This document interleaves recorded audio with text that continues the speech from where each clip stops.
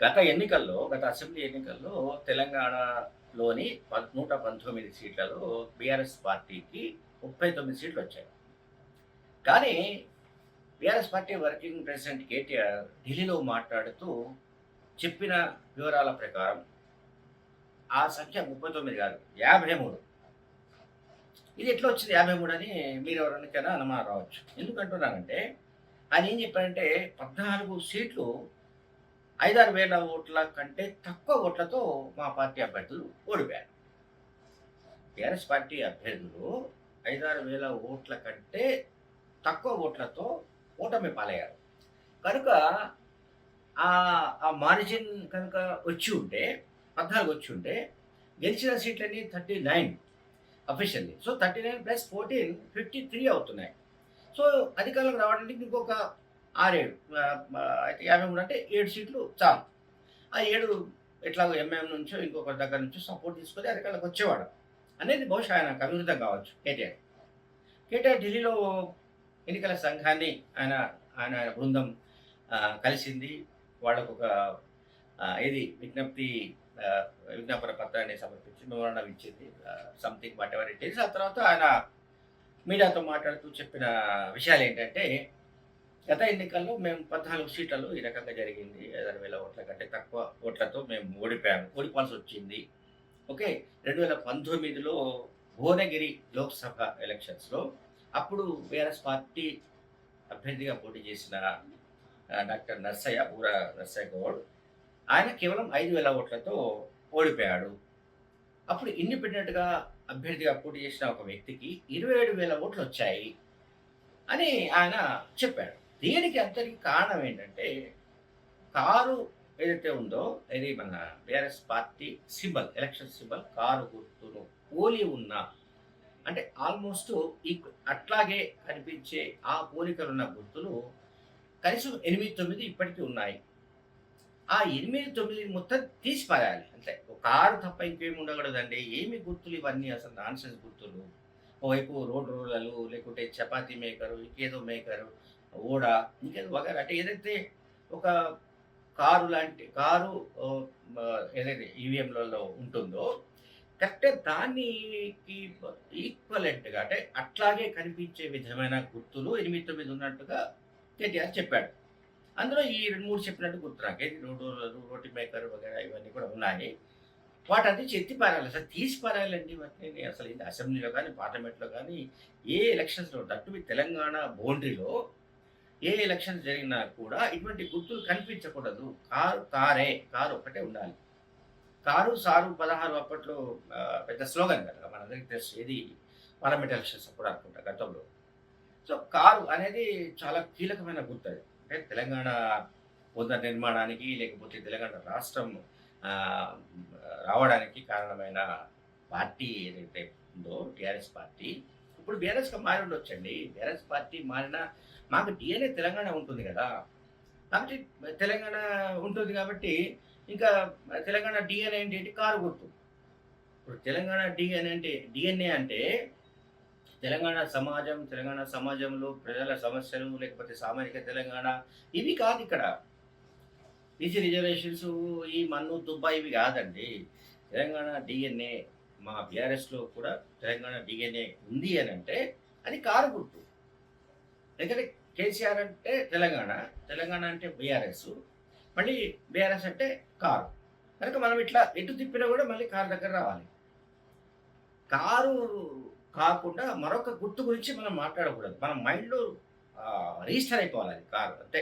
అంటే పోలింగ్ బూత్‌లోకి వెళ్ళక ముందే, ఇంటి నుంచి బయలుదేరినప్పుడే ఏ ఓటర్ అయినా సరే తెలంగాణలో కారు అనుకుంటూ పోవాలనమాట పోలింగ్ బూత్‌కి. పోయిన తర్వాత ఎక్కడుంది ఆ కారు అని చెప్పేసి వాళ్ళని అడిగి, ఆ పోలింగ్ సిబ్బందిని అడిగి కరెక్ట్ కారు మీద గుద్ది పారేయాలి అంతే. ఇంకొక ఆప్షన్ లేదు. తెలంగాణలో పుట్టి పెరిగిన వ్యక్తులకు, ఓటర్లకు, మహిళలు కావచ్చు, యువతులు కావచ్చు, స్టూడెంట్స్ కావచ్చు, రైతులు కావచ్చు, ఎవరైనా కావచ్చు, ఏ వృత్తిలో ఉన్నవాడైనా సరే తెలంగాణ రాష్ట్రం ఉన్నంత వరకు, మరి ఈ మధ్యకాలం అది కూడా ఒకటేందో మరి స్లోగన్ తయారైంది. తెలంగాణ రాష్ట్రం ఉన్నంత వరకు కేసీఆర్ ఉంటాడు. తెలంగాణ రాష్ట్రం ఉన్నంత వరకు ఏంటో తెలంగాణ రాష్ట్రం వెళ్ళిపోతుంది.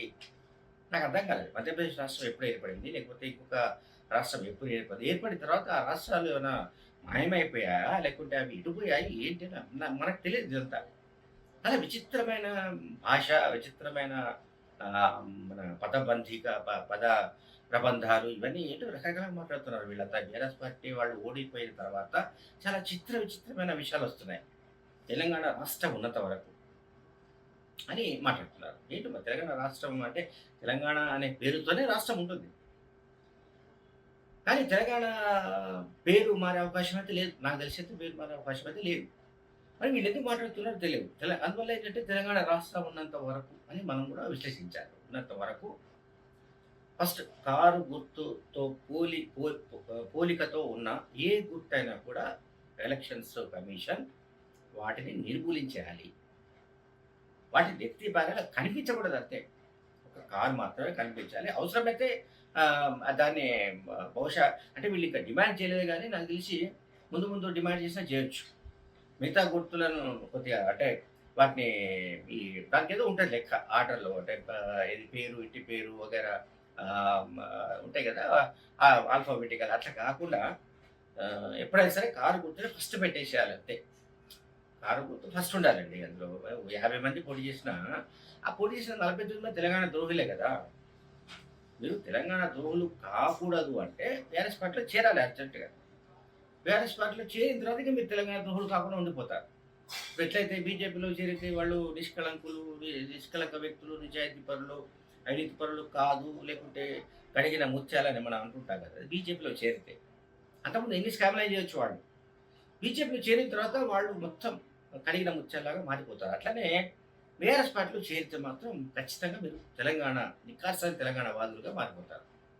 మీరు బీఆర్ఎస్‌లో కాకుండా బయట ఉన్నారనుకోండి, కాంగ్రెస్‌లోనో, బీజేపీలోనో లేదా మీకు ఇష్టమైన కమ్యూనిస్ట్ పార్టీలో ఉన్నారనుకోండి, మీరు ఖచ్చితంగా తెలంగాణ ద్రోహులే. మీరు ద్రోహాన్ని తెలంగాణకు ద్రోహం తలపెడుతున్నారు. తెలంగాణకు మీరు నిలువెల్లా ద్రోహం చేస్తున్నారు. పైగా మీరు ఆంధ్రప్రదేశ్ ముఖ్యమంత్రి చంద్రబాబు నాయుడుతో కూడా మీరు కుమ్మాకే ఉండొచ్చు. చెప్పలేం. అది కూడా ఉంది ప్రమాదం. ఇది బీఆర్ఎస్ పార్టీ కి మద్దతుగా మీరు లేకపోతే, బీఆర్ఎస్ పార్టీ ఏం చెప్పినా దాన్ని మీరు ఓకే అనకపోతే, ఏం చెప్పినా మీరు దానికి చిడతలు వాయించకపోతే, మీరు చంద్రబాబు నాయుడు తొత్తులుగా మారే అవకాశం ఉంది. సో, ఇక్కడ ఇంకొకటి ఏం చెప్పాలంటే ఆహ్, అంటే ఇప్పుడు ఇక్కడ ఏమైంది కేటీఆర్ అంతకుముందు చెప్పిన దానికి కేసీఆర్, కేటీఆర్, హరీష్ రావు ఈ ముగ్గురు ఆహ్, ఎన్నికల్లో ఓటమి తర్వాత గడిచిన 19, 20 నెలలుగా వాళ్ళు చెబుతూ వస్తున్న మాట ఒకటుంది. ప్రజలు మోసపోయారు.